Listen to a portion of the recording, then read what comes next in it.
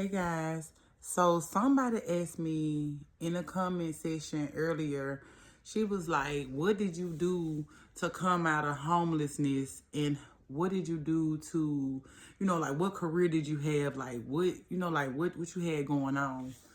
So a lot of people already kind of know my backstory, but just for the people who are new and that don't know me, hi, my name is Demetrius Lee, aka Minister Meek Lee. I got ordained last year in January online, and now I'm in ministry school. I am a retired braider that comes out of retirement to braid hair every so often. I am the first black girl to put together a braid tour by herself and make 42K in 6 weeks. I am very smart. I am very intelligent. However, due to mental health reasons, it's really hard for me to sit down and braid hair a long time without, taking breaks or getting up sweeping, getting up washing dishes, getting up cooking. Like, I'm very impulsive. I'm bipolar too. I have many mental issues. But with the help of God, by the grace of God. So when I tell you I gave my life to God, I gave my life to God because He saved my life. He saved, He restored my soul. He restored my mind. So I don't just be saying it to be cute. I know a lot of people have something to say about my appearance and what I wear, but the Bible is not worried about what I have on. Right now, God is really worried about us saving souls and bringing people closer to Him. So that's why I laugh, because God wanted people to look like me, to dress like me, that used to act like me, to see me and want to change, to look at me and say, okay, if she can do it, I can do it too. I'm a woman who has about 32 tattoos. My past ain't pretty. I've been through some things, but I've overcame some things too. You know what I mean? I'm not a victim.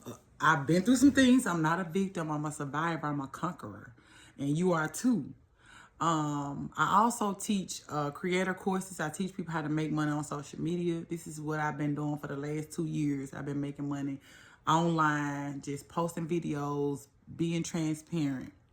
The video that went viral the other day was a video of me saying, imagine moving to Atlanta with a half a tank of gas. And I had a half a tank of gas, and a lady called me and said, anything dealing with finances, if you need it, I'm going to help you. And so I got to Atlanta. She was the person that God used to hide me. And so when you say that, I know you're probably like, well, why would she need to hide you? She booked my Airbnb for me. She was the person over the finances. She was the person that I gave the Airbnb money to when it was time to pay the monthly fee. At first I was just gonna stay in the Airbnb for a week. God started speaking to me when I moved to the Airbnb, y'all. I need to tell somebody this, because somebody don't believe God is real. God started speaking to me when I got to the Airbnb. He told me to tell her to ask the people, can I stay for 90 days? So I did. I asked the people, can I stay for 90 days? I told her to ask the people, can I stay for 90 days? And she did. And she said she was so scared and shocked because these people agreed to let me stay in their Airbnb for 90 days. During that time, I know this is going to be long and drawn out, but during that time, God taught me how to cook. God taught me how to make things from scratch. God taught me how to love myself. God taught me how to budget. God taught me not to be just wasteful, giving money away. God actually taught me how to clean in that season. Like, I learned how to, it's like God stripped me of everything so that I could learn how to be a wife, how to be a mother, how to be a teacher, how to be a preacher.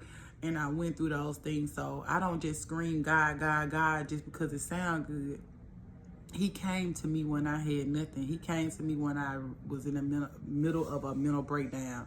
So I just want to share with the people who are wondering, like, girl, you skipping some steps. Like, how did you move here with half a tank of gas, and now it's 2 years later? It'll be 2 years, September the 19th.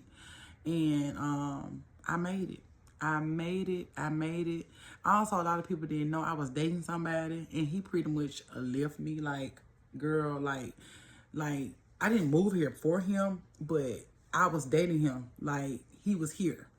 He's not even here anymore. He moved. He moved to Cincinnati, I think. But I found out later that he really never stayed here. He always stayed there. So, you know, imagine, you know, you move here and then you thinking you about to be dating somebody and, you know, y'all always had so much chemistry, you thought, and that didn't work out. He wanted to sell drugs out of the Airbnb that I was staying in. And y'all don't understand, like, everything that I was going through during that season. I was going through, you know, a heartbreak. I was going through mental health issues. I was going through not, you know, fighting. I was fighting with the thought of not being able to braid hair anymore. Like, I know I can make money braiding hair, but at that time, God had hid me. He didn't want me to let everybody come to the Airbnb. I was going through a whole lot. People were threatening me online.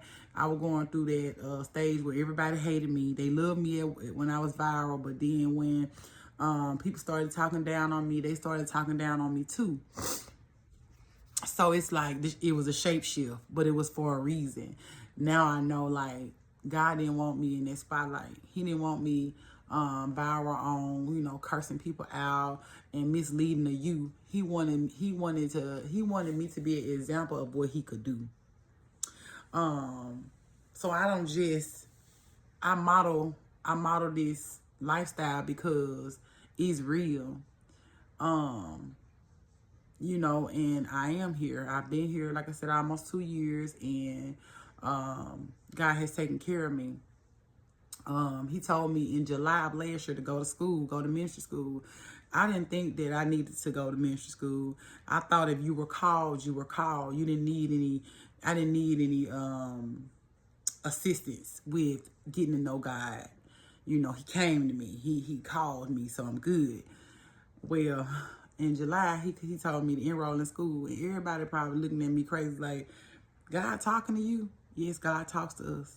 Yes, girl. Ooh, oh, he talks. He talks, he speaks, and you gotta listen. He's so real, and he's not scary because he knows that we fear him. You know what I'm saying? He knows that if he speaks out loud, we'll be like the people in Exodus running, because, you know, when he came to the people in Exodus, they did not want to hear him speak. They said, just let Moses speak, because, yeah, God is just that powerful. But he protected me, and he protected my kids. Not only the traumatic experiences that I put my kids through, you know, I put me and them in therapy. Well, me and Chance, for sure. I put us in therapy, and, you know, we had to go through that because it was a lot for us. And Chance sessions are coming to a close because, you know, he's pretty much doing better. He's not the person he was when he first started. But I said all this to say, man, he would literally take care of you. If I would have did things my way, like applying for apartments and, you know, God didn't want me in an apartment. I had waited long enough. I had endured long enough. And so God wanted me to have a 2-story house. The house I originally was supposed to get was 1 story. But he ended up blessing me with a 2-story house. And God is just that good. And I'm telling you, I'm not just saying this because it sounds good. Like, it was no way possible that I could have done any of this. Listen to what I'm finna say. This is valuable. I couldn't have done any of this in my old self. Had I not changed, had I not surrendered, I would not be where I am right now. So don't think that you're gonna reap the benefits of what God had for you in your own self. Use it fleshly. My flesh literally had to die. I literally had to give up so much. And just thinking about it right now just makes me emotional because it's really good it's really good where God is. You know what I'm saying? Now, is things perfect? No. People be like, you know, you with God now. Just because you with God don't mean you ain't gonna go through nothing. but God teaches you how to endure.